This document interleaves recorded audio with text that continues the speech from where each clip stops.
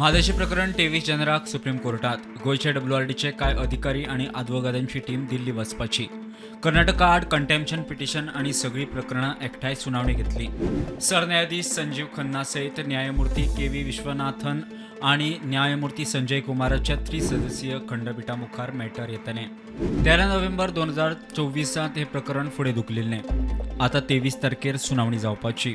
मजगती केंद्र सरकारच्या पर्यावरण आणि वन्यजीव मंडळान फुडल्या 2 म्हयन्यांत म्हादय प्रकल्पाविशीं परवानो दिवचो कर्नाटकाचो कायदा मंत्री HK पाटील मागता.